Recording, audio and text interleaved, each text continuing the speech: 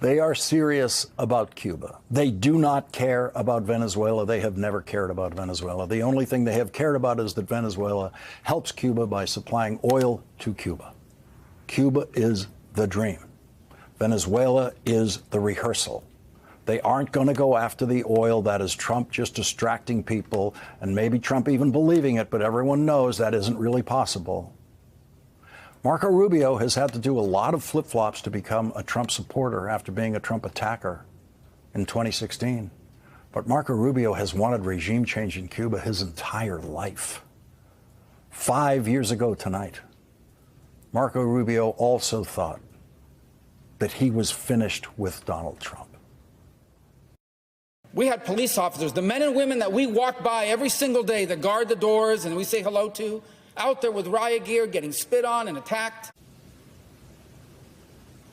He stopped caring about those police officers very quickly and returned to the worship of Donald Trump.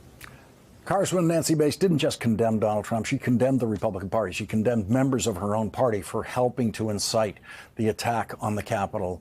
And in as full a public humiliation as you could ever imagine, Nancy Mace once again became a faithful Donald Trump supporter. Those people, Lindsey Graham, Marco Rubio, Nancy Mace, hundreds of other elected Republicans in Washington, including J.D. Vance, have to manage a level of public humiliation previously unimaginable in their choice to support a man who they at some point condemned. Republican Liz Cheney, who served as vice chair of the House Select Committee to investigate the January 6th attack on the United States Capitol, described Donald Trump's conduct on this day 5 years ago. Among the most shameful of this committee's findings was that President Trump sat in the dining room off the Oval Office watching the violent riot at the Capitol on television. For hours, he would not issue a public statement instructing his supporters to disperse and leave the Capitol, despite urgent pleas from his White House staff and dozens of others to do so. Members of his family, his White House lawyers, virtually all those around him knew that this simple act was critical. For hours, he would not do it. During this time, law enforcement agents were attacked and seriously injured. The Capitol was invaded, the electoral count was halted, and the lives of those in the Capitol were put at risk. In addition to being unlawful, as described in our report, this was an utter moral failure and a clear dereliction of duty. Welcome back, guys. 5 years have passed since January 6th, but this story still matters. It matters because what happened that day did not disappear. The truth did not disappear. And the people who changed their words did not disappear either. When January 6th happened, many Republicans were angry. They were shocked. They went on TV. They made strong statements. They said Donald Trump was wrong. They said violence against police was wrong. They said the attack on the Capitol was shameful. For a moment, it felt like something had changed. But that moment did not last long. Very quickly, many of those same people went silent. Then they changed their tone. Then they changed their story. And finally, they went right back to supporting Donald Trump like nothing ever happened. That is what this video is really about. Not just January 6th, but the flip-flops, the embarrassment, the humiliation, and the fear that controls today's Republican Party. Take Marco Rubio. Right after January 6th, he talked about the police officers who were beaten and hurt. He sounded serious. He sounded human, but only days later, he was back to defending Trump, back to supporting him, back to acting like January 6th was not a big deal anymore. Why? Because Trump still had power over the party. Lindsey Graham did the same thing. He once said Trump went too far. He once said, "Enough is enough." But then he flipped. He went right back to Trump's side. Not because Trump changed, but because Graham did. Even Nancy Mace spoke strongly at first. She blamed Trump and other Republicans for what happened. She said the truth. But today she stands with Trump. She supports him fully. She acts like her own words never existed. This is not growth, this is fear. These politicians are not confused. They know what happened on January 6th. They saw it with their own eyes. They heard the screams. They saw the broken windows. They saw the blood, but they made a choice. They chose power over truth. Jack Smith made this very clear. He said Donald Trump was the most responsible person for what happened. He said the attack would not have happened without Trump. Those are not opinions, those are facts based on evidence. Trump pushed lies about the election. He knew those lies were false, and even if he was allowed to say he won, he was not allowed to break the law.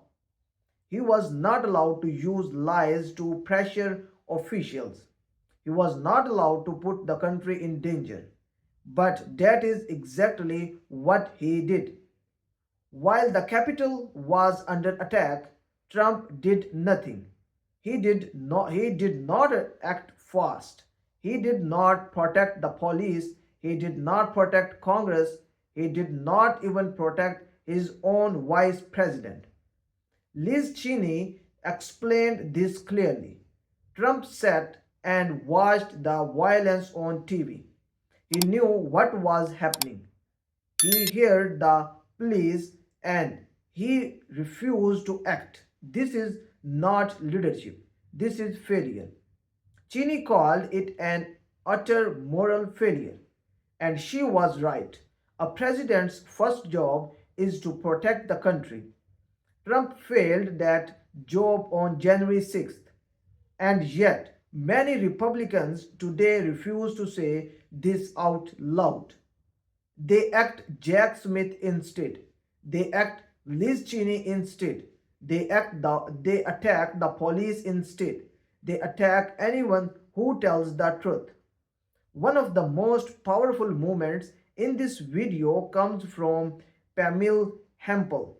She was not a politician. She was not rich. She was not powerful. She was a normal American who believed Trump's lies. She went to the Capitol because she thought Trump would be there. She thought he was leading them. She thought she was doing the right thing. She was wrong and she admitted it. She took responsibility. She said the police were the heroes. She apologized to them. She rejected a Trump pardon. She said the lies about January 6th must stop. That takes courage. It takes more courage than what we see from many elected Republicans today. Pamela Hempel lost her freedom. She faced real punishment, but she chose truth anyway. Meanwhile, powerful politicians face no jail time, no charges, no real consequences, and still they are too scared to speak honestly. That tells you everything. January 6th was not just a riot, it was a test. A test of character, a test of leadership, a test of loyalty to the Constitution. Many failed that test. The real humiliation is not that Republicans once criticized Trump. The humiliation is that they took it back. The humiliation is that they bent the knee. The humiliation is that they traded their dignity for political safety. 5 years later, Trump still controls the party through fear. Fear of losing elections, fear of being attacked online, fear of losing donors, fear of being called a traitor. But fear is not leadership, and silence is not in conscience. If we cannot agree that January 6th was wrong, then we cannot protect democracy. If leaders cannot tell the truth when it is hard, then they should not lead. History is watching. Future generations will ask who spoke up and who stayed quiet. They will see the clips, they will hear the words, they will know who flipped and who stood firm. And when that moment comes, excuses will not matter. Only the truth will. And the truth is simple. January 6th was an attack on democracy. Donald Trump played a central role, and the real humiliation belongs to those who know this and still choose the support him anyway. So thanks for watching my video. Don't forget to like the video and subscribe to the channel for more important stories, and I will see you in the next video.